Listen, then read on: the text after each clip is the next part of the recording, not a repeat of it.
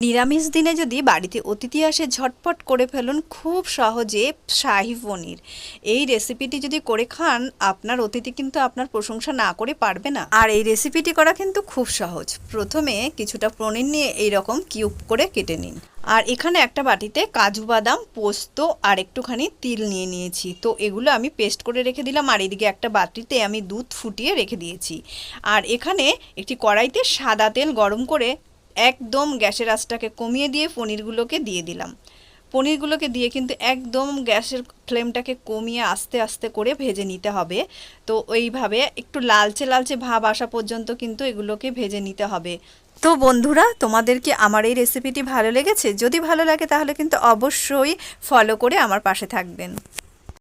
পনিরগুলো কিন্তু হালকা হালকা সোনালি সোনালি ভাব এসে গেছে। এইবার আমি পনিরগুলোকে কিন্তু তুলে নেব। এইদিকে একটা বাটিতে কিন্তু আমি কিছুটা উষ্ণ গরম জল আর একটু লবণ দিয়ে দিয়েছি। তো ওই বাটির মধ্যে আমি পনিরগুলোকে সরাসরি তুলে রেখে দিলাম। এইভাবে পনির করলে নাকি খুব ভালো হয়, পনিরগুলো নাকি একদম সফট হয়। তো আজকে আমি করেছি, আরেকদিনও করেছিলাম, তো সত্যিই তাই। এইভাবে পনিরগুলোকে উষ্ণ গরম জলে ভিজিয়ে রাখলে ভাজার পর খুব নরম হয়। তো এইদিকে আমি কড়াইতে একটা শুকনো লঙ্কা, একটুখানি দারচিনি, এলাচ আর লবঙ্গ দিয়ে এটাকে ফোড়ন দিয়ে দিলাম। তো এখান থেকে খুব সুন্দর একটা গন্ধ আসতে শুরু করেছে। এবার এর মধ্যে দিয়ে দিলাম আমি একটুখানি আদা বাটা। খুব অল্প পরিমাণে আদা বাটা দিয়ে দিলাম। আদা বাটাটা দেওয়ার সঙ্গে সঙ্গেই দেখুন খুব তাড়াতাড়ি এটা কিন্তু ভাজা হয়ে যাবে। এবার এর মধ্যে সেই ওই পেস্টটা, কাজু বাদাম, পোস্ত আর যে সাদা তিলের পেস্ট করেছিলাম সেটা কিন্তু এর মধ্যে অ্যাড করে দিলাম। এবার এটাকে ভালো করে কষিয়ে নেবো। একটু লবণ দিয়ে দিলাম 1 চামচ মতো, যতটা মানে পরিমাণ মতো আর কি, তোমরা তোমাদের পরিমাণ মতো লবণ দিয়ে দেবে। তো ভালো করে এটাকে এইভাবে কষিয়ে নিলাম। একদম এই রেসিপিটাতে কিন্তু গ্যাসের আঁচ একদমই বাড়ানো যাবে না, সম্পূর্ণটাই গ্যাসের আঁচটাকে কমিয়েই করতে হবে। তো দেখুন খুব তাড়াতাড়ি কিন্তু এগুলো হয়ে যায়। তো এইবার এর মধ্যে আমি কিছুটা পরিমাণে কাঁচা লঙ্কা বাটা অ্যাড করে দেবো, কারণ এই রেসিপিটা কিন্তু সাদা হবে আর এতে কিন্তু কাঁচা লঙ্কা দিতেই হবে।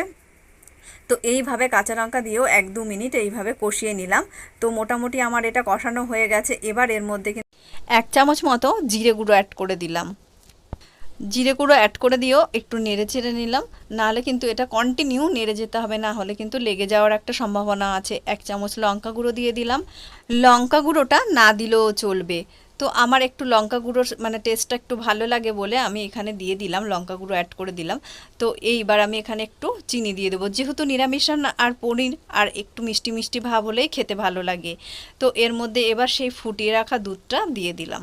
ফুটিয়ে রাখা দুধটা দেওয়ার পর এর মধ্যে আমি যে ভেজে রেখেছিলাম, জলে ভিজিয়ে রেখেছিলাম পনিরটা, সেই পনিরটা আমি এর মধ্যে অ্যাড করে দিলাম। ওই জলটা শুদ্ধই কিন্তু আমার গ্রেভিটা একটু বেশি বেশি থাকলেই ভালো লাগবে বলে জলটা শুদ্ধই অ্যাড করে দিলাম। যারা একটু শুকনো শুকনো খেতে চান তারা কিন্তু জলটা না দিলেও চলবে।